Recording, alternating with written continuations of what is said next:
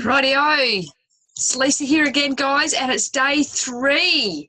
Hope you've done day 1 and day 2's homework, because that's going to set you up beautifully coming into day 3. If you haven't done your homework, then just pop back to day 1 post and day 2 post. Have a quick look at the video, implement everything that I talk about, and then come back on over here to day 3. Because if you skip those steps, then it's going to make it all a little bit gobbledygook for day 3. Not going to make a whole lot of sense. So today is all about creating your content and the strategy behind that.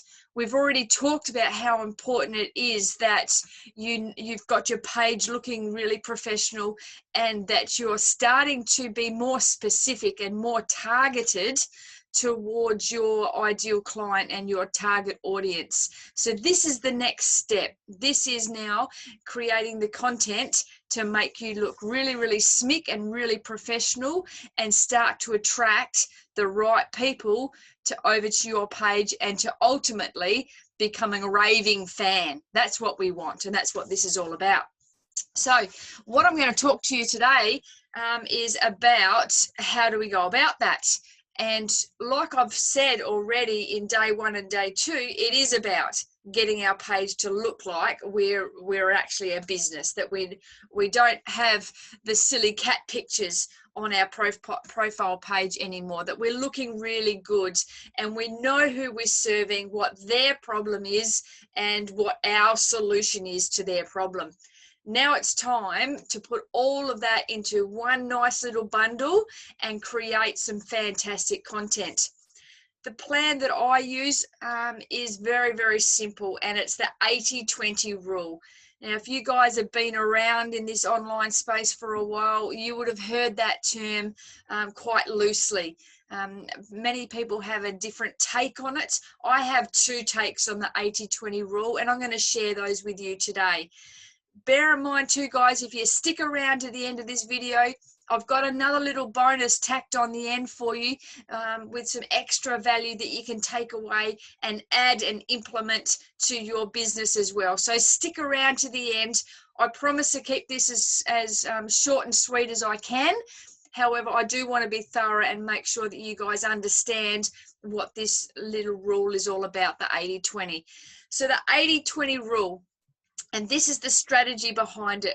It means that you have 80% of value, and 20% is about your business. So have that in mind when you're sitting down every day or once a week, whenever it is that you plan your content, and it's 80% of your content is all about adding value, giving value, and only 20% is of you actually doing a call to action, or specifically about your business, your product, your service. So the 80%, as I've got written there, guys, it's got 80% education, inspiration, and motivation. And 20% is the solution, the offer, and the promotion. And I hope that's all fairly clear for you guys. Again, if you don't understand something that I'm talking about here today, drop it into the day 3 post that I'll put up into the Women Working Online group, and put your comment in there, put your question in there, and then I can help you, or other members of the group can help you as well, and to make some clarity around that for you. So as that heading says there, it's about who are we helping today. So think of your content as a way that you can display to showcase what it is that you have, your value, not your product, but what value have you got that you're going to share. You want to inspire your audience to take action in their lives. You want to inspire them to step out of where they are to where they really need to be, and where they believe they should be. However, they're just not getting there. You want to motivate them to make the right choices for themselves. Because, guys, as we've heard a million times, for something to change, something has to change. And that, to me, that's what that really means there. Motivate them to make the right choice. It's changing what's not working. And that's as simple as that. We want to educate them on whatever the subject is that you're good at, that you're an expert at. And I can hear you say, but I'm not good at anything. You know what? I call BS on that, because of course you are. You haven't got this far in your business without knowing something, without learning something.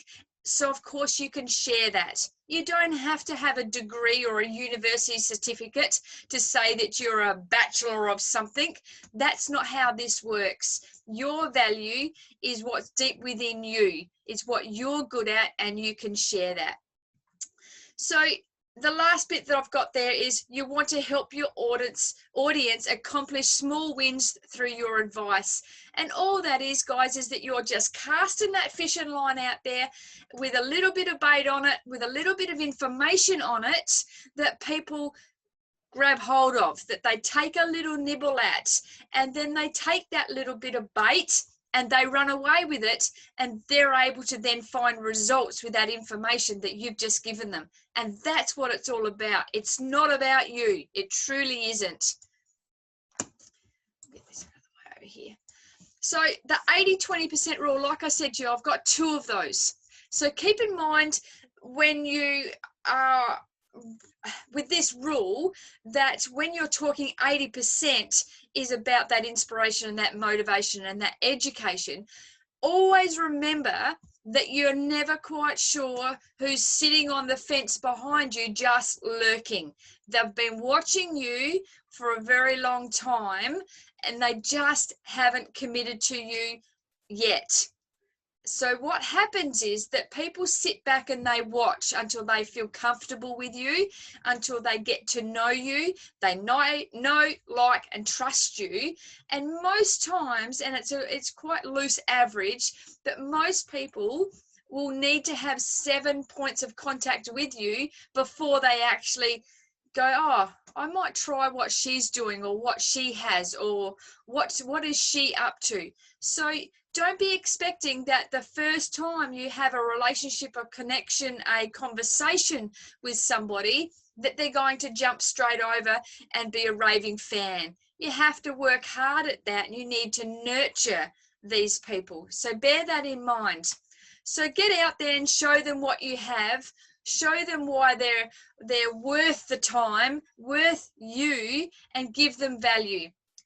The second rule that I mentioned before, the 80-20 rule, is when you write content, remember to write it 80% to your audience. That's the one we've talked about, the one that I said to you to groom and to create your avatar of who they are. Have that in mind when you're writing your content. So the 80% rule is if you're targeting people that are in the health and wellness niche, or if it's the relationship niche, or whether it's the wealth, whichever it is, whichever one it falls into, then they're your audience, and they're the ones that you need to write your content specifically to them. And the other 20% is then about you.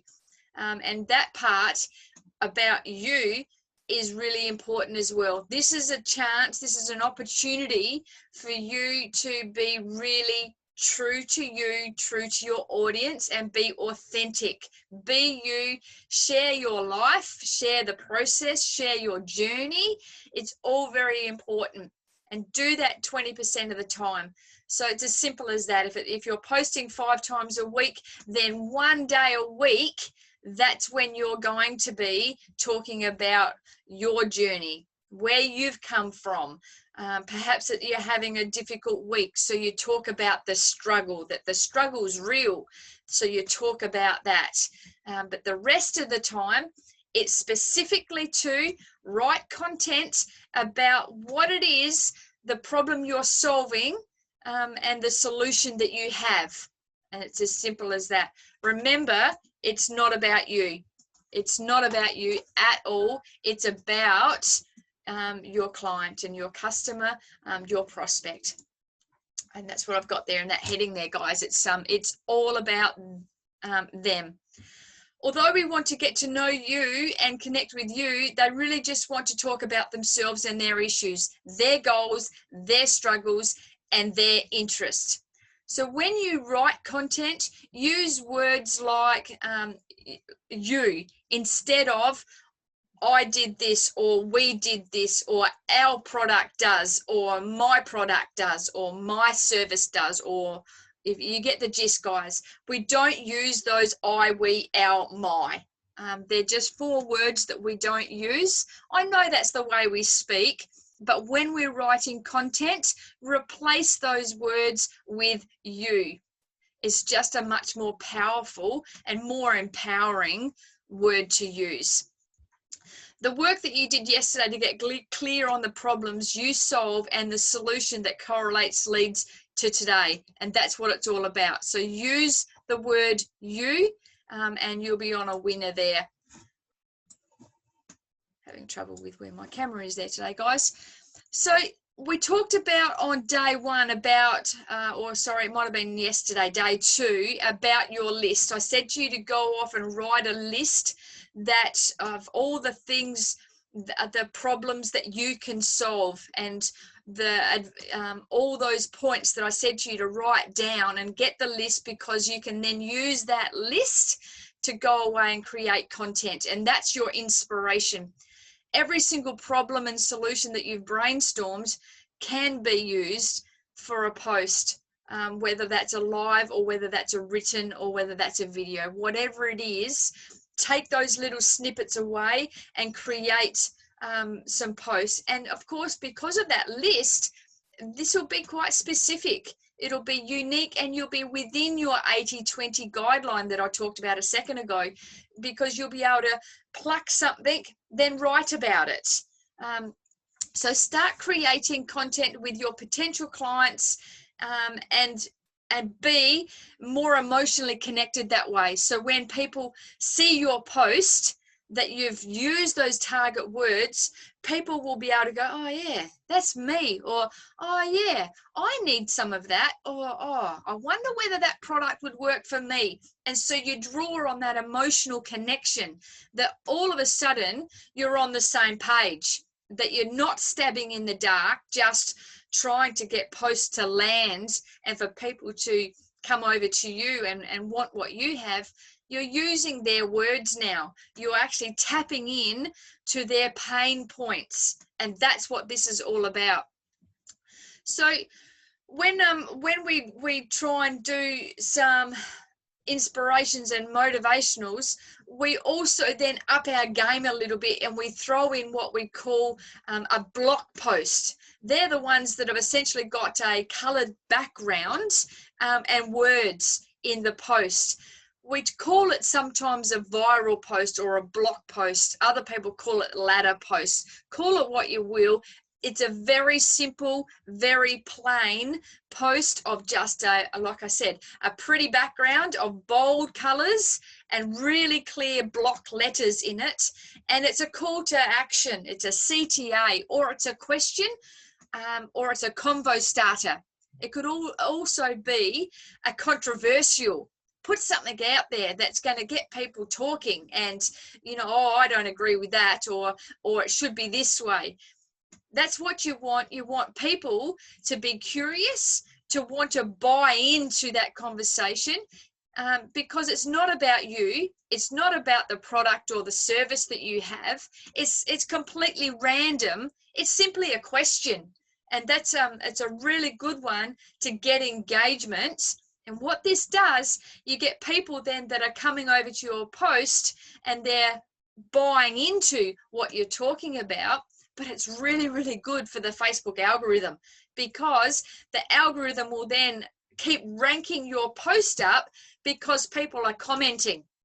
And what you do as people are commenting, you also buy into that and you start to comment back. And so before you know it, they've commented, you've commented, they've commented, somebody else has commented, and this is what's happening. And it's keeping your post alive, and it keeps it up the news feed. And that's exactly what you want. So yes, you could say that, well, that's not getting you sales, but it's not about sales. It's not about that. It's about, in this case that I'm talking about with this viral type post, it's about just getting people to land on your news feed. That's exactly what it's about. And if you've been able to hit the nail on the head with a really good post, then people will lurk. People will lurk in the background, and they'll be over checking out your profile page. And now that your profile page is looking really smick, then they're going to be able to rank you with some authority and realize that you're somebody that knows what they're talking about. You're somebody that knows what you're doing, and just perhaps that curiosity is increasing there, where they'll want to actually reach out and begin to have a conversation with you. And that's a really critical point too. We'll go into that about the messaging and what to say and when to say it in another challenge. But for today, it's about the content and you writing really good, specific content. So that's what we're going to do.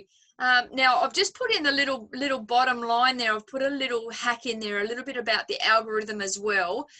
That if you're a Canva user and if you go over to Canva for these sorts of viral posts, and if you use Canva to do a pretty background and then write words in that background and then post that post, you will have much less reach with a post like this in this instance. Okay, the Facebook algorithm actually wants you to write this post within the post part of your news feed. So when you write a post where that pretty color spiral palette is, when you push on that and you select a Facebook background and then write your post words and then upload it, you'll have much greater reach. The Facebook algorithm like that sort of post much more and much more in favor than it is if you go off to Canva and create a pretty post and upload that. It will still work, it will still have some reach, but not as much as if you use the pretty little palette that Facebook offer you. I hope that makes sense, guys. If it doesn't, then drop in the comments what you're worried about or what I didn't quite explain clearly for you, and I'll come back to it and we can go over that again. So the next topic that I want to touch on for you guys is more about the type of posts and the reasons that we use them. So like I just touched on, it's about the engagement and it's about the algorithms.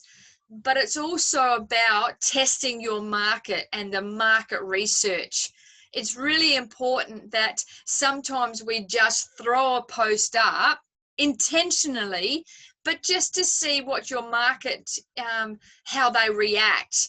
And that's a really good way for a couple of things. It's a way to see who's watching you, see who will engage with you, but it's also a really valuable way that you can start to learn more about particular people that are commenting on your posts. So if Mary is continually popping up on your feed and she's making comments, then she's turning into a bit of a hot lead. She's turning into a bit of a raving fan. If you see her popping up more and more on your news feed and commenting on your posts, it's really valuable that you take notice of that, and it's really valuable that you do these little market research posts and put them up. So what is an example of a market research question or a post? Well, it's pretty easy. You just can do something like, what is your #1 struggle with? And I put health there, but that depends on really your niche. So if you're in the wealth niche, if you're on the relationship niche, and of course the health, any one of those, that can be the struggle, that can be the question. And if it's a product that you have, it could be a question of, do you have a nightly skincare routine? Or do you have a daily exercise routine? And that doesn't necessarily mean that you're a fitness fanatic. It's just a question. Again, you're just throwing that fishing line out there with a little bit of bait on it to see who's watching, who's lurking, and to figure out what your people are interested in. and what they're looking for. And if you come up where you don't get an engagement or much comment on a post, then there's your answer. You know that the wording perhaps wasn't quite right in your post, and you just need to get better at that. It doesn't mean that you stop trying to do these sorts of things. It just means you have to tweak it a little bit. That's all. It's just a little bit of the words that might not be quite right. And so how you word a post today, if you change those words, maybe it's just one word that you change, it could make all the difference when you post again tomorrow. So bear that in mind too. Don't take it personally if your engagement is low on any of your posts. It just means that perhaps your audience wasn't watching, or you didn't quite have the words. So that's it, guys. So whatever you need to know, simplify it into a question that you can receive the market research on. So if you want to know what people are struggling with, perhaps it's lead generation, then write a question and get what people are asking for, and just ask. And you'll see that often in the big groups in Facebook. If you're in, say, example, the Women Helping Women Entrepreneur group that's got over 400,000 members, you'll see people where they'll do hashtag market research or hashtag ask me a question, something like that. They're simply trying to hone in on, one, who's going to answer that question, and two, what are they asking? What are they answering to your question? And then they have an opportunity to be able to build a relationship with that person, and they turn into a bit of a lead. So my statement here is that two birds with one stone, and what that means is exactly what I just said. It's about you're getting the market research and you're building real connections, because people are commenting and you're getting information that you need so you can write better posts, or you can record better videos and do better lives with the information that your audience is giving you, and you're able to perfect that every time. So take that information and use it wisely, and it's a real opportunity, if you do this properly, to connect with your audience.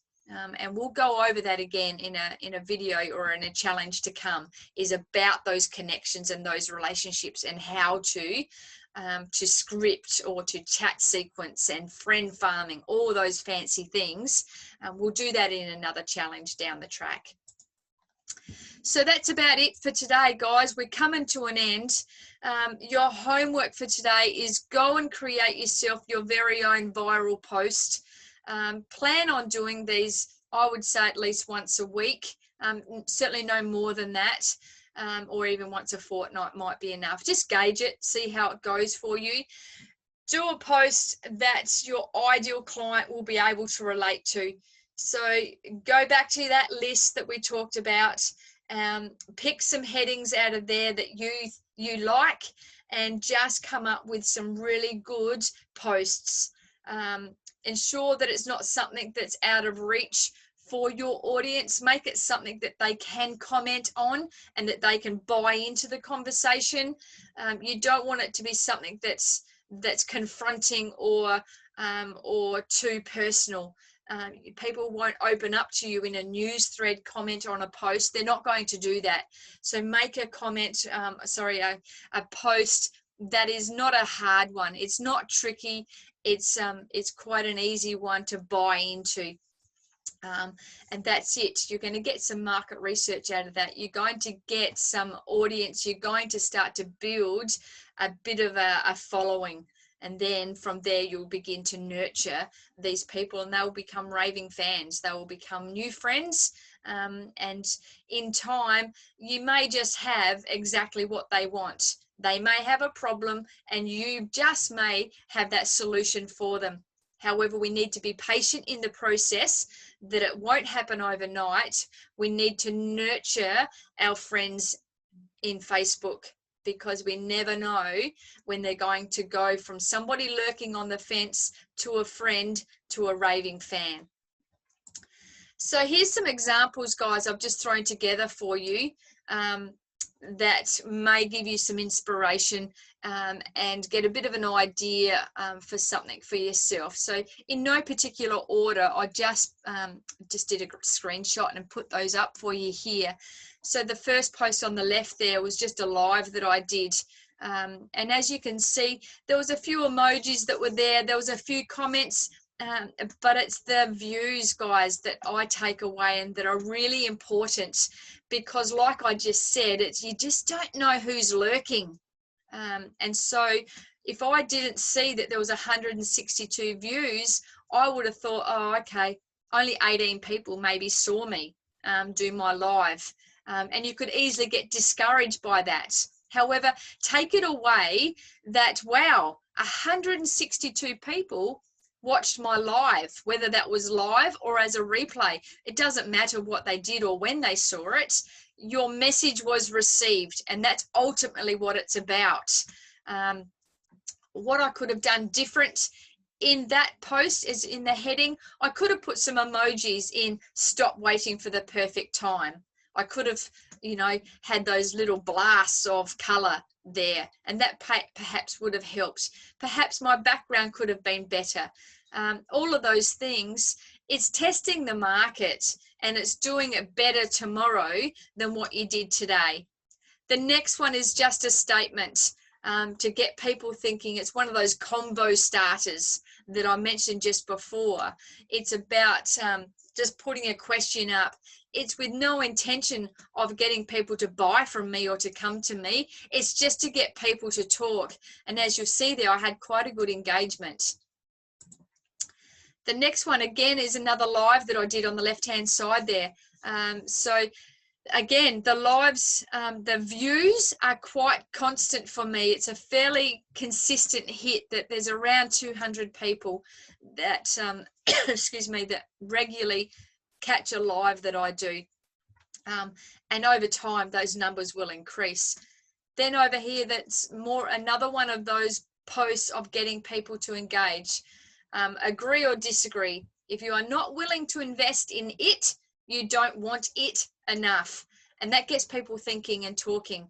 And it's really interesting, people's takeaways on that. And again, you can analyze that, figure out what people are saying, and use that in your content for when you're creating some good stuff.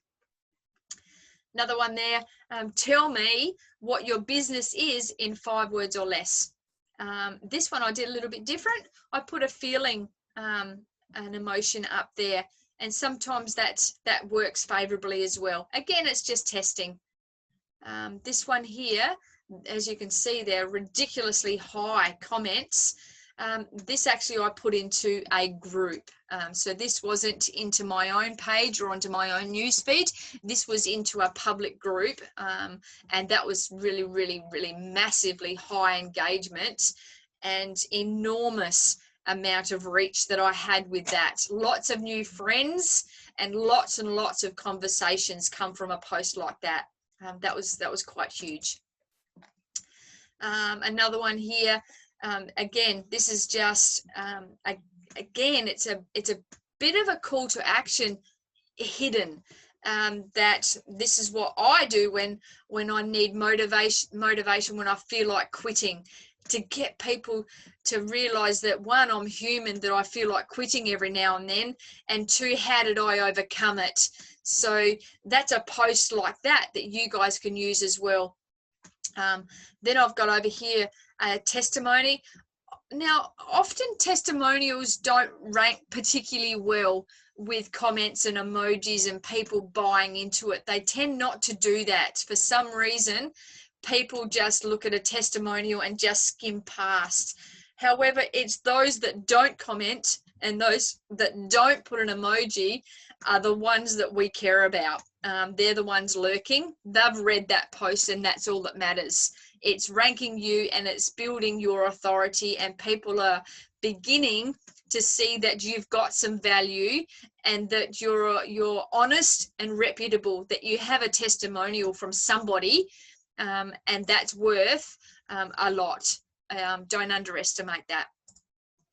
So that's it, guys, for the posts and some ideas for you. I've got the next 3 slides are just some questions that you may be able to take away and use for yourself, and use it in your post. Use it for content ideas. Now, I'm not going to go through them all because there's heaps of them, and time is valuable for you guys. I don't want to keep you. So I'll just leave that page with you. Have a look at that. Like I said, they're just questions you can use in a post. Have a question: is this right? Yes or no? Ask your audience to have input and to answer that question. Yes, no. Then you have an opportunity to go back to the news feed and ask, well, why did you say no? Why did you feel that way? Or if they said yes, and you could put, oh yeah, me too. That's exactly how I felt, depending on the question. So it's an opportunity for you to engage, and that little bit of back and forth banter, and that's what you want. So that's just a question there, and again, the next one was, let me know in a message below. Do you agree? And just asking people to have input. Vote for your favorite, A or B. And that's where you often see in the big groups, people will have that as a vote. And perhaps it's a handbag and it's 2 choices. Or you'll see somebody's had some professional photos done. Vote for A or B or C. And that's all that is. It's just to get engagement and to get eyeballs on your content. So have those conversation starter kind of posts, or viral posts, whatever you want to call them. I tend to call them just convo starters, because that's what they are. It's getting people to talk and to interact on your page. Here's a few more here for you as well. I won't go through those, as you can see, they're quite lengthy there, but there's some ideas for you there. And if I could help you overcome one thing today, what would it be? Again, it's a perfect conversation starter. Always hold yourself back, though, from spewing all over people about your product and service.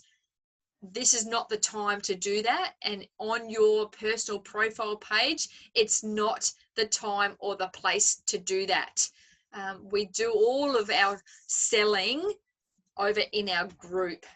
One, Facebook algorithm doesn't like it when you're selling on your profile page, but it's okay over in your group. So keep it simple, keep the conversation started, hold yourself back from being pushy and salesy trying to sell your product. The last page there of some of my bonuses for you. And it could be, I've just plucked one there. Quick, look around. What is the first thing you notice? So you could do a picture and have something lurking in the background, and get people to talk on that. Just come up with some ideas. Use your personality when you're creating posts. So if you've got a little bit of a silly personality, then put something in there that sort of hints on your humor, and touch on things like that. Always try and keep it a little bit upbeat, but most importantly, whatever you post it with good intention. Be specific to your target audience, and always over deliver in the value department. You do that, and you will see things change very, very quickly for you, and somewhat dramatically, almost overnight. If there's such a thing as that success overnight, things will change when you start to write your content more deliberately. So that's it, guys. Done and dusted. The 3-day client attraction challenge has come to an end. I hope you found this valuable. Please leave a comment in the Women Working Online challenge thread with what your key takeaways were from the last 3 days, and stay tuned for the next challenge that's coming up real soon. Again, guys, I'll just close by saying, if there's anything you're stuck on or you need some help with, drop it into the comments below, and we'll get onto it for you and sort it out just straight away. Take care, everybody. It's been fun being here with you. It's been fun doing the challenge, and I'll check in again real soon with you. Catch us all later.